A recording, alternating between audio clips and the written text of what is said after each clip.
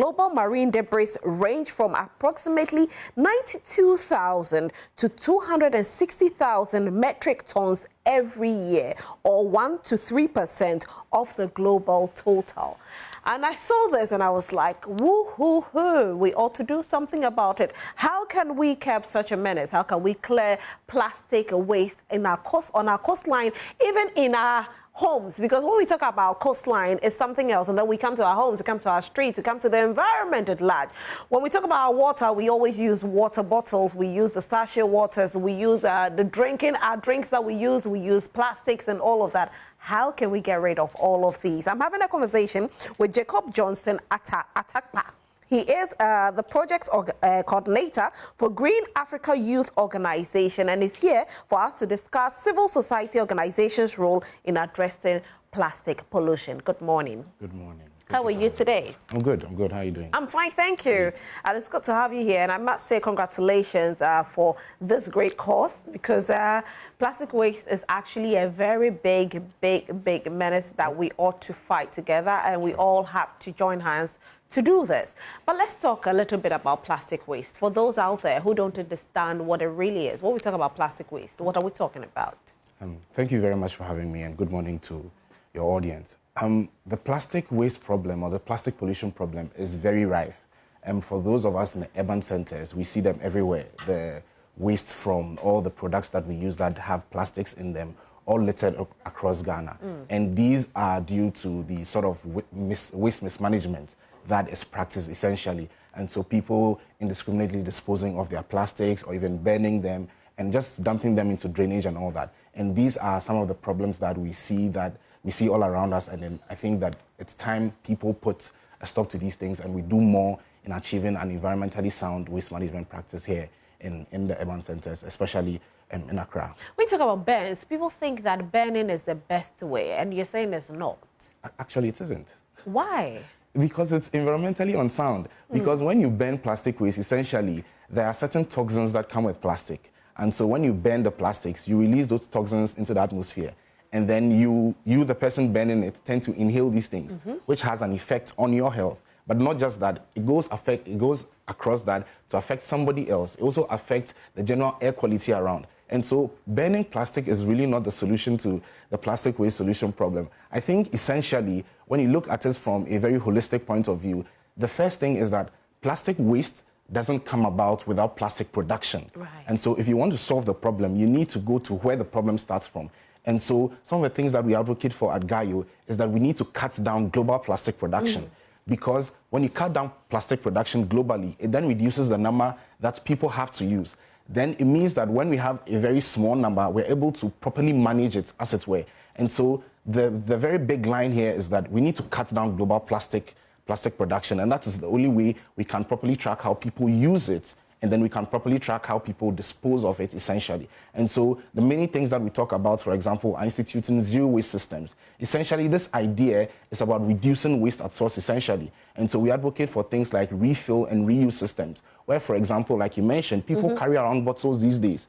As opposed to using the single-use bottles, which is the PET, the water bottles that we have, you could use the reusable bottles, where you can just walk into a vendor and then sort of the water dispenser and fetch water from those ones. Those are more sustainable ways of tracking our plastic use. And we need to cut down these things, really, because we like to call them problematic plastics or unnecessary plastics, because essentially we can live our lives without these single-use plastics, like the poly bags that we use to buy food, like the styrofoam that comes with food packaging and all that. These are very problematic ones, and we can live our lives without them. They're unnecessary, really. We come to Ghana here, and you know, when we talk about being able to live our lives without them, some will say it's very difficult because the very less privileged one will survive on sachet water, cannot afford even a bottled water.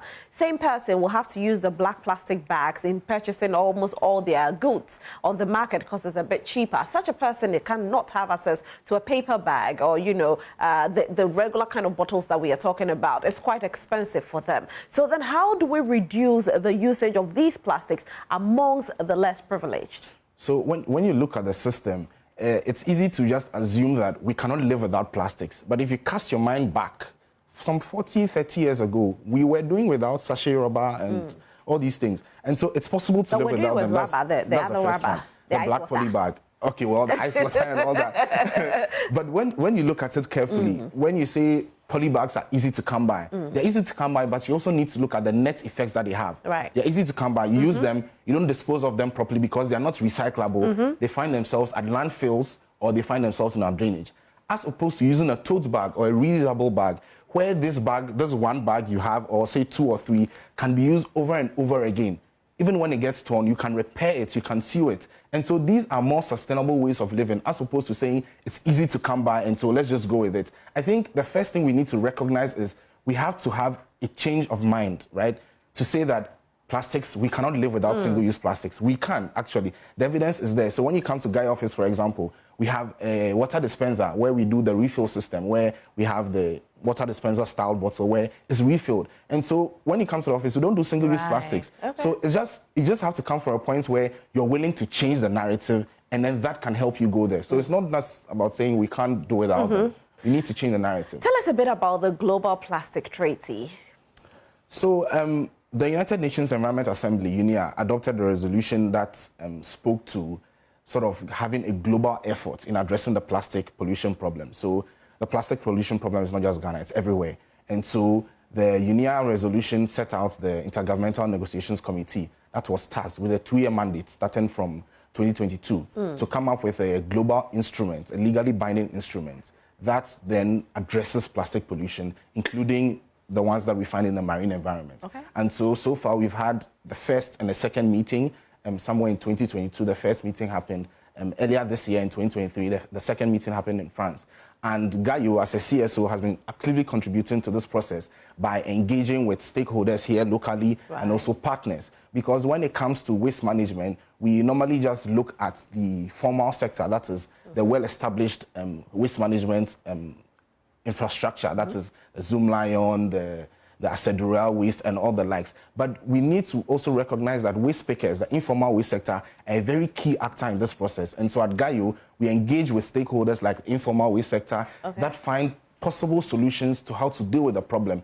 And so in all the meetings, especially in our engagements with the government's, Ghana's negotiating team, which is a cross-section of people from the Environmental Protection Agency and the Ministry of Environment, Science, Technology and Innovation, we supported them with respect to how to deal with the issue when it comes locally. And so we support the National Plastic Action Partnership by being a knowledge partner on how to find solutions, local solutions to the problem. And so it's not just about saying that there's a global effort going on, and so let's just leave it to that. We also need to find homegrown solutions to the local problems, because many people say you cannot have a one-size-fits-all approach to everything. And so we need to find local solutions to it. And so essentially the Plastics Treaty is coming up, is in session. And so we're looking at the ways that Ghana can contribute. And so GAYO, for example, is contributing by attending these sessions, and also making sure that the local solutions that we have, like implementing zero-waste systems, implementing circular economy, are impacted by way of getting the information out there to the international partners so that those things can get into the treaty. And you have something coming up next week. Yes, so the pre-Alcoy consultation is called the Local Conference of Youth. Essentially, the Local Conference of Youth is a local assembly of young people interested in climate negotiations or climate-related policies. And so the Alcoy 2023, we're having a pre-consultation where young people are going to come from all over the country and meet here in Accra on 3rd and 4th of August to deliberate on ways in which we can make inputs into the national climate statement. So there is a national youth climate statement, but you know in December, the country is going for COP, that's the Conference of Parties. And so these submissions are going to be presented to government so that they can inform government's negotiation position when it comes to issues of mitigation, adaptation, and even particularly loss and damage, or even climate finance, so that the young people's voice can be heard in these negotiations. Because oftentimes people say young people are the future. It's very loosely passed around. But we need to take responsibility for the actions that we are having now. And so if young people are indeed the future, we need to determine how that future looks like and what the effect is going to have for us. And so Alcoy is coming up, and we are calling on people, young people who are interested. So everybody can join? Yes, every young person can join. Okay, that's every fantastic. Young person can join. Is there a number they can call to register? Yeah, so you can call the office line 0302-557-263,